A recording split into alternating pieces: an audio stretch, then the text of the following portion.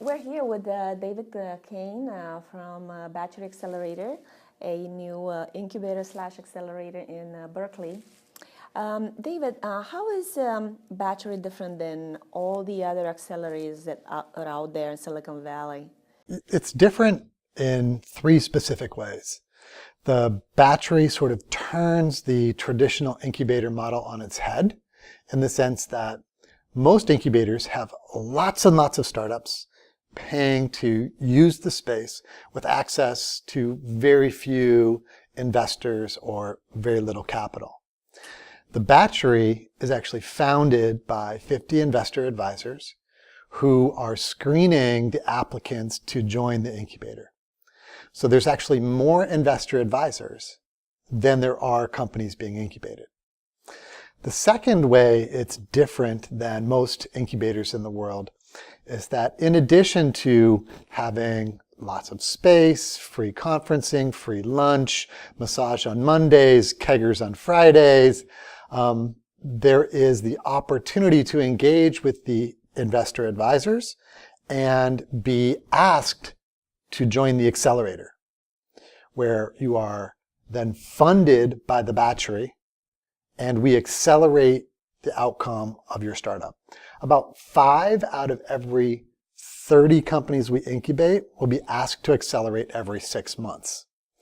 That acceleration fund is not only money in the bank of the startup, but it's also guidance by a specific set of advisors to take that company to their Series A, to their M&A, or to become a standalone business in the startup ecosystem. And the third way it's different is that we've chosen to locate it in an underserved but emerging part of the halo of the Silicon Valley ecosystem.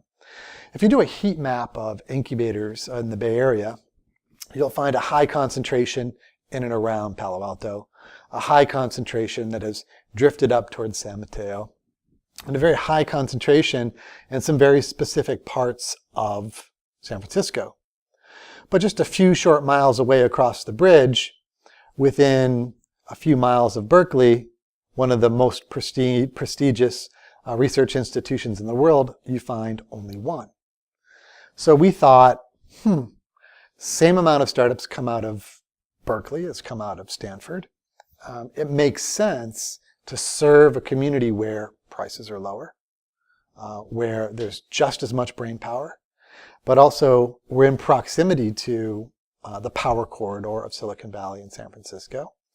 And so we leased 8,000 square feet, a few blocks from the UC Berkeley campus, just above BART, where it's not only more efficient, but less costly for startups to set up shop and work.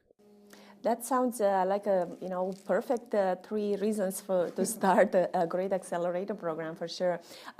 What are the industries that you're interested in? Yeah, it's a great question actually.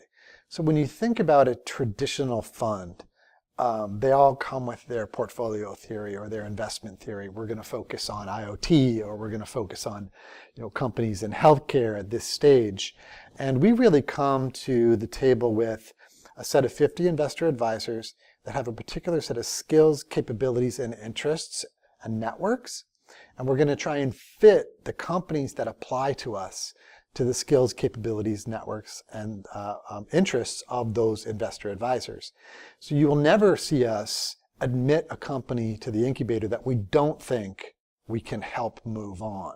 You're in the incubator because the investor advisors have an interest in you. So rather than sort of a portfolio theory about this type of technology or this sector of the market, what we've chosen to do is focus on stage and relationship matching between the startup and the investor advisor. How many companies do you think you're going to include in each batch? Yeah, so we have 8,000 square feet, and if you think about the right kind of arrangement and estimate that each startup, well, one startup may have 1 person and another startup may have 5 people, but on average a startup is going to have about 3 people in it. We look at the space and the community we want to build, and we look at about 30 to 35 companies at any one time will be on the shop floor of the Batchery, and 5 of those companies are, of course, are going to be pulled into the accelerator every 6 months. Okay, and the other companies, how long are they going to stay? The people can stay, any startup can stay in the incubator as long as we see them progressing. So you may stay with us for 6 months and be asked to come into the accelerator. You may stay with us a year and then go into the accelerator. You may stay with us for 18 months and then be asked to go into the accelerator.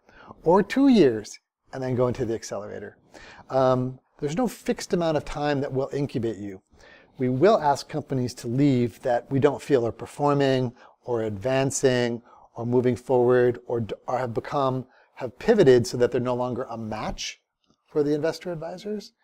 But there's no law or there's no principle in place that you can't incubate with us for a long period of time. Okay. And are you guys also going to write checks? You take equity? What's the financial arrangement? Great question. Our model is that any investor advisor can have any type of relationship with any of the companies that are being incubated. So at any time, one of our 50 investor advisors can write you a check. That's at their prerogative, full stop. On top of that, when you're pulled into the accelerator, we're going to invest anywhere from $25,000 to $50,000 in you, take a small piece of equity in a convertible note, but typically try and leverage that to be part of a larger round that makes sense to get you to where you need to be next, either M&A, Series A, or standalone operation. And for that, we'll take a small piece of equity as well. Okay, and can you tell us a little bit about the partners in Batchery? Maybe some backgrounds, Sure. or if you can disclose some Sure. names. Don't have to, so I won't go too far down that path because I don't want to let the cat out of the bag. Sure. But the one way to think about it is a lot of the mature angel networks. I'm a member of the Sand Hill Angels. We're 80 high net worth individuals. And when a company comes to us, we expect it to be relatively mature, meaning that it's well-rounded across team, well-rounded across product, well-rounded about the market it's pursuing and the size of that market, its unique differentiation or unfair advantage, and it has technology typically that differentiates it or a product that differentiates it from the world. And those expectations are pretty high.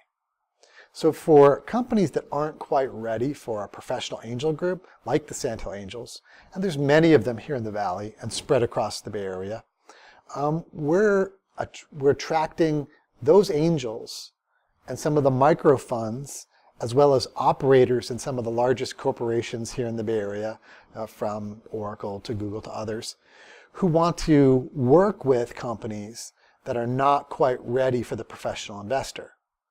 So you'll see product managers from some of the aforementioned. You'll see former entrepreneurs who have successfully liquidated their businesses to very large Fortune 2000 or Fortune 200 companies. You'll see experienced angels, grizzled angels who have now seen how the angel market has changed and want to become more involved. One of the angels in the group has invested in 50 companies over the past 3, 4, 5 years. And he's really excited about being a network of angels that are in place to help shepherd these companies from universities across the nation and locally into productization and then into market. So the kind of skills that you can expect are everything from HR skills to legal skills to technology skills to deep research skills, to startup skills. All of those skills are sort of mixed around within the investor advisor pool. Does that make sense? Yeah, absolutely, absolutely. And I always finish with a question that I ask Sure. all the people I interview, and that is, give me 3 things that people don't know about you. I don't know if I should lie. Just make up something wild. My hair is actually green, but I dye it this color. So that'll be 1. 3 more. Let's see, 3 things people probably don't know about me. I spent a summer in Japan teaching English in the Akaigawa region of the big island of Hokkaido. Okay. And second thing that people probably don't know about me is that I can eat every kind of food you can imagine. I've eaten things that would make a goat puke, but I don't like onions.